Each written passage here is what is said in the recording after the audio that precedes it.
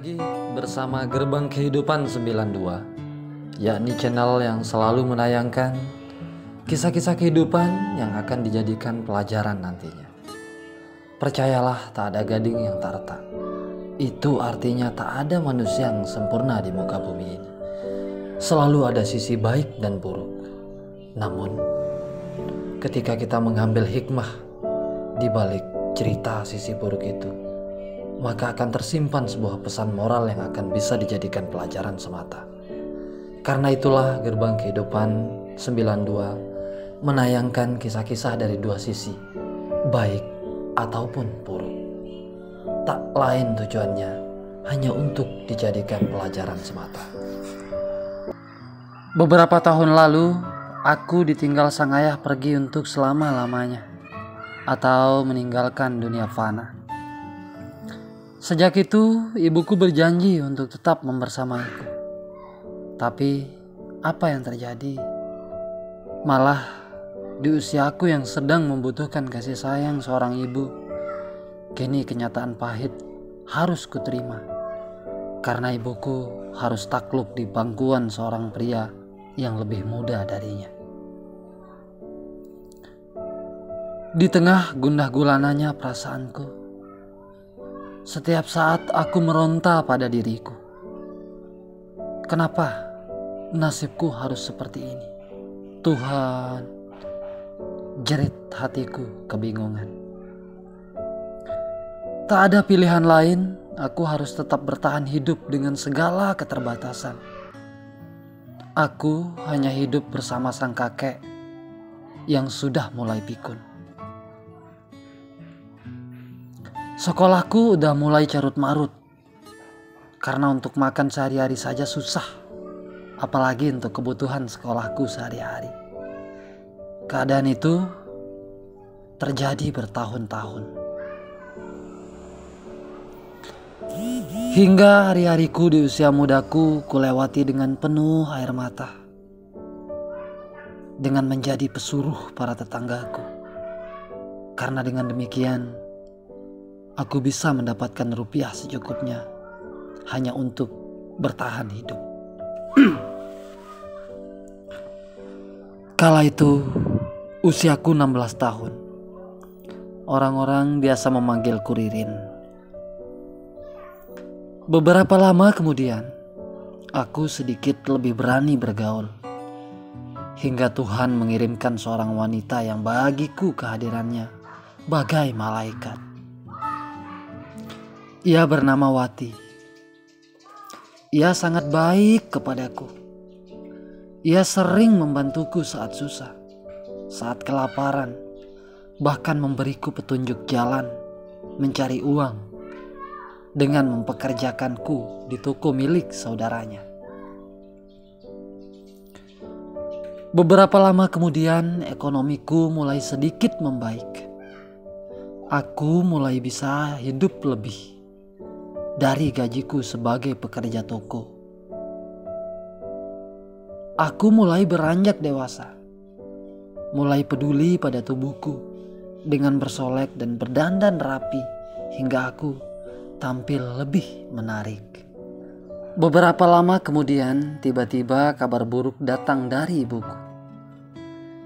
Ia bercerita, dirinya dan ayah tiriku sudah tak punya apa-apa karena meruginya dari bisnis yang selama ini mereka bangga-banggakan dan selama ini mereka bangun.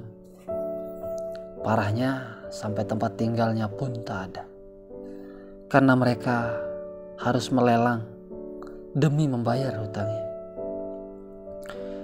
Tak berpikir lama, aku sebagai putri dari ibuku iba mendengar keluh itu. Lalu aku menawarkan untuk pulang dan tinggal di rumah sederhanaku bersama sang kakek. Sejak saat ku tawari, ibuku suaranya menghilang dan tak menjawab apa-apa. Hanya desah tangis ibuku yang terdengar via telepon. Singkat cerita, tawaran baikku itu diterima. Maka ibuku datang dengan memboyong sang ayah pulang dan tinggal bersamaku. Sejak itulah aku bisa kembali tinggal bersama orang tercintaku. Siapa lagi kalau bukan ibu kandungku? Hari terus berlalu, ayah tiriku mulai memberikan perhatian layaknya ayah kandungku. Ia memberiku kasih sayang, bahkan sampai saya berpikir utuh bahwa aku memang disayanginya, layaknya anak dan ayah kandungnya sendiri. Sebaliknya ibuku sangat bersyukur melihat kenyataan penuh keharmonisan itu. Keadaan itu terus berlalu beberapa bulan hingga sang ibu mendapatkan pekerjaan barunya.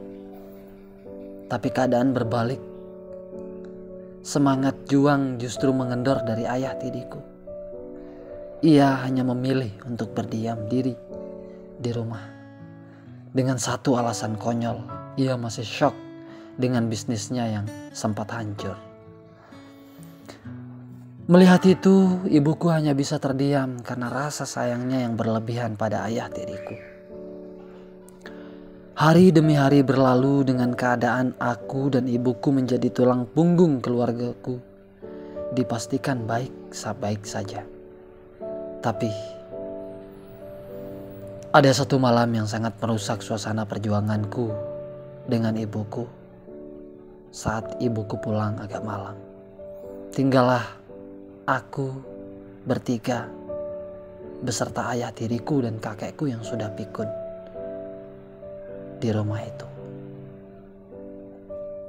Dari dalam kamar terdengar suara ayah tiriku memanggil, "Nak, sini sebentar. Ada yang ayah mau katakan padamu." Serunya santai meyakinkanku. Maka sebagai seorang anak, aku pun menghampirinya ke dalam kamar itu. Sesampai di sana, ia menatapku seperti biasanya. Lalu ia mempersilahkanku untuk duduk.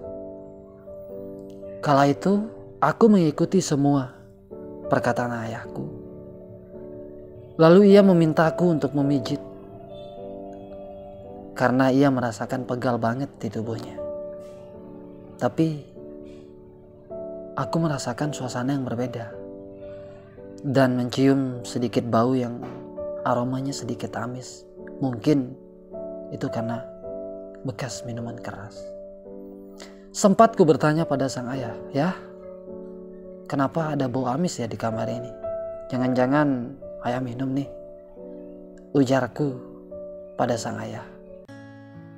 Lalu ia menjawab, "Enggak, Nak. Itu mungkin hanya perasaanmu saja. Silakan pijitin ayah." Serunya kembali padaku. Lalu dengan taatku sebagai anak dan tak berpikir apa-apa, aku pun memijitkan sang ayah. Perlahan,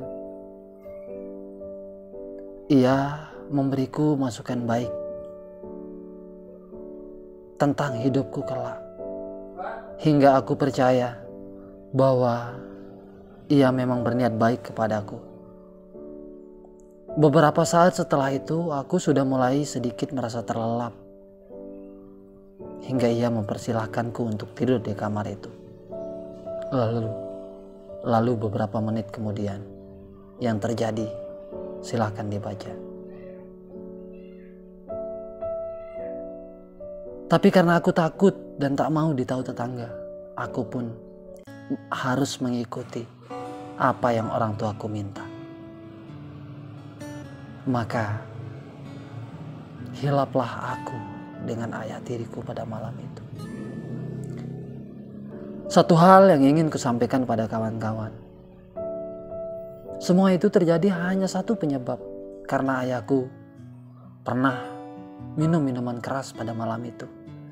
Hal itu yang kemudian membuatnya lupa dan bertingkah padaku dengan kurang wajar dan di luar batas dugaan pemikiran manusia secara sadar. Semoga kisah ini tak terulang pada kita semuanya. Dan jangan dekati miras, melainkan jauhilah miras, karena akan bisa berakibat fatal kepada kita. Salam Gerbang Kehidupan 92.